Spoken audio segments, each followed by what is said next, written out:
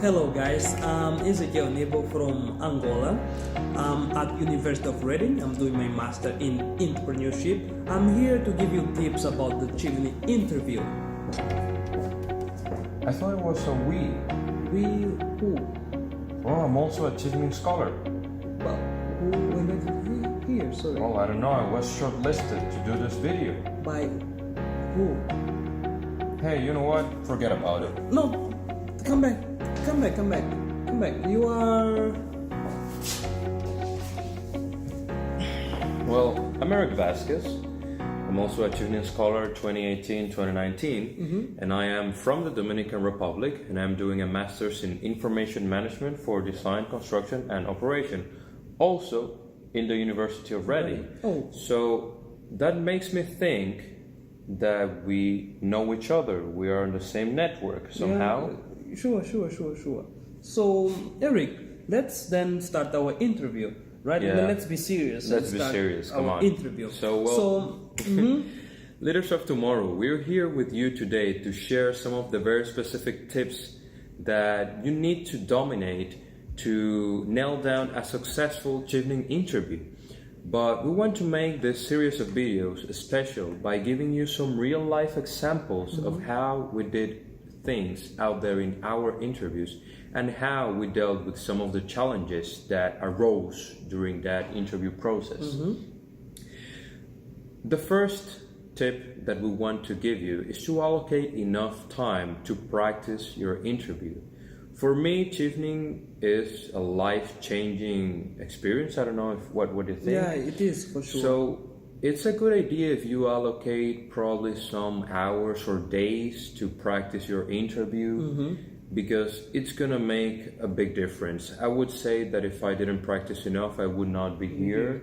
I would not be able to, have this experience. Opportunity. So apart from our series of videos, we're gonna give you links in the description below to some other interesting videos that we consider very relevant for this preparation process. And before going into our content straight away, we want to say that the opinions expressed in our series of videos are not related to the FCO or the Chevening brand at all, and they're entirely focused on our personal experience and how things turned out in our interviews. And talking about the structure of our videos, it will be mainly 4 sections. This would be the section number 0, which is about the general considerations. Then you have section number 1, which will be the introduction part of the interview. Section number 2, which is made out of 4 videos corresponding to each of the Chevening essays. And lastly, a closer section of, the interview. Erick, great. So first thing first, Leaders of Tomorrow, congratulations. Really, you are already an outstanding candidate. Indeed. The British Embassy wants to see you, wants to meet you, right? And it's already a huge thing. So you should feel proud of yourself. First advice, show confidence and be prepared to sell yourself.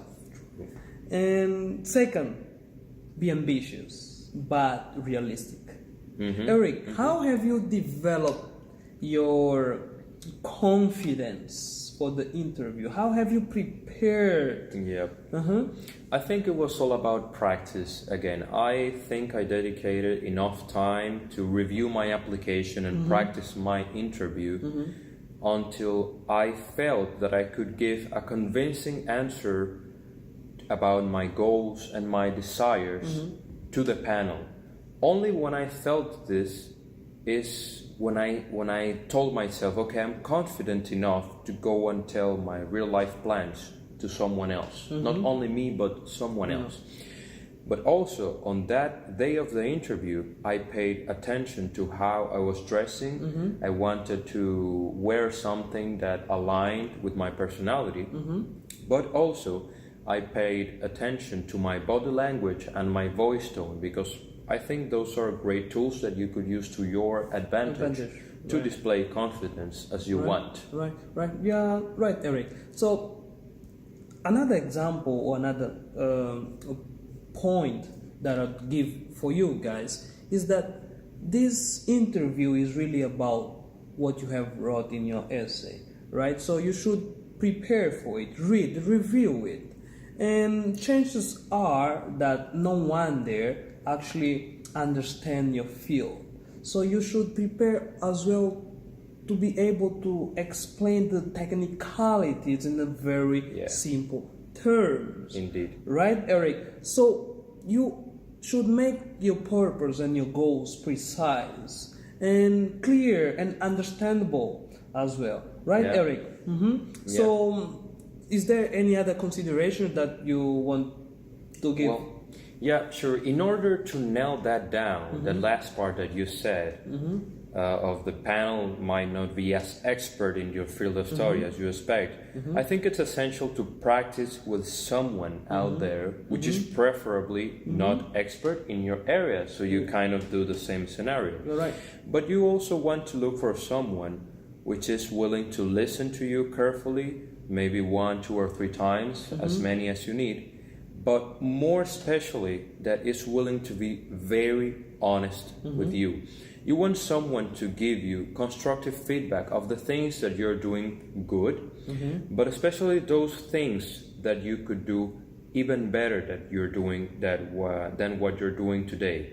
I think that constructive feedback is what is really going to make a difference in your preparation process. Yeah, right, Eric. So a last general consideration that I would give you guys, and really it's important. Remember that it's crucial. At least I experienced that in my interview, and I think that what gave me advantage is that you should give real life examples. Yes, totally true. Right, Eric? I think you probably have done this as well. Yeah.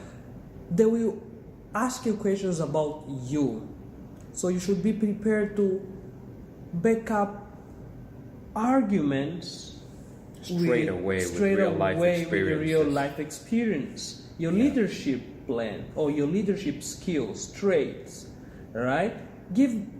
Show them how you actually demonstrate this. How you have done it. How you have done it. You have your skills and traits, your experience, back with it, right? Yeah. I think that's a really good strategy and will really improve your chances of having a successful interview. Agree. Right, Eric? Do you agree with me? Totally agree. So I think that's the last thing that we have to say for general considerations, right? Yeah. And we are ready to go to the next section, right? Yeah. Let's jump into the introduction then. Right. Let's do it.